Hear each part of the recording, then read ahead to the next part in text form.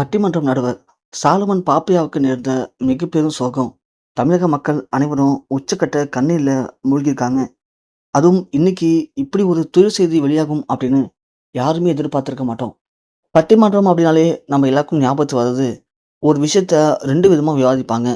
அந்த விவாதிக்கக்கூடிய விஷயங்கள் எது சரி எது தவறு, இதுல எது மக்களுக்கு வேணும் அப்படிங்கிறத ரொம்ப அழகா எடுத்துரைக்கக்கூடிய ஒரு முக்கியமான நடுவர்ல ஒருத்தர் நம்ம சாலமன் பாப்பை அவர்கள். இவருக்கு சின்ன வயசுலேருந்தே தமிழ் மேல அளவு கடந்த ஆர்வம். அதனாலேயே தமிழ் மொழியில நிறைய படிச்சிருக்காரு. கல்லூரியில உதவி பேராசிரியராகவும் இருக்காரு. இப்படியாப்பட்ட சாலமன் பாப்பையா மக்களுக்கு தேவையான விஷயங்கள நாம எப்படியாவது கொண்டு போய் சேர்க்கணும். தமிழுடைய இந்த நல்ல விஷயங்கள மக்களுக்கு புரிய வைக்கணும் அப்படின்னு சாலமன் பாப்பையா அப்பவே இந்த பட்டிமன்றத்தை உருவாக்குனாரு. இந்த பட்டிமன்றங்கள் மூலியமா அவரு என்ன சொல்லணும்னு நினைச்சாரோ அத தமிழ் மொழியில மக்கள் மத்தியில இதுவரைக்கும் சிறப்பா கொண்டு போய் சேர்த்துட்டு இருக்காரு. இதுவரைக்கும் அவரு 10,000க்கும் மேற்பட்ட பட்டிமன்றங்களை நடத்தியிருக்காரு. இந்த பட்டிமன்றங்கள்ல அவரு மக்களுக்கு அன்றாட வாழ்வுல இருக்கக்கூடிய பிரச்சனைகளை ரொம்ப அழகா பேசி அதுக்கு தீர்வும் கொடுத்துட்டு இருக்காரு. ஆனா என்ன ஒண்ணு, மற்ற பட்டிமன்றத்தை தாண்டி சாலமன் பாப்பையோட பட்டிமன்றம் அப்படின்னாலே கண்டிப்பா அதுல நகைச்சுவைக்கு பஞ்சமே இருக்காது.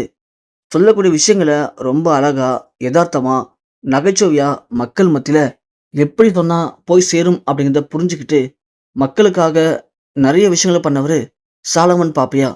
அப்படியாப்பட்ட இவரு மக்களுக்காகவும் தமிழுக்காகவும் ஆற்றிய தொண்டை பாராட்டி இவருக்கு தமிழக அரசிடமிருந்து நிறைய விருதுகளும் வழங்கப்பட்டிருக்கு.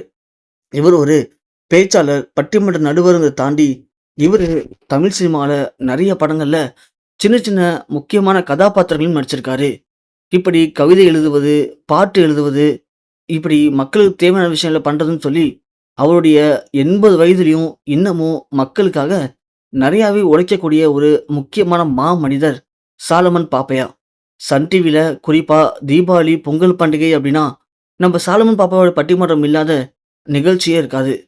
அந்த அளவுக்கு சாலமன் பாப்பையா இந்த வயதிலும் கூட மக்களுக்கு தேவையான விஷயங்கள ரொம்ப அழகா விவாதிச்சு அதுக்கு நல்ல ஒரு பதிலையும் மக்களுக்காக சொல்லிட்டு இருக்காரு.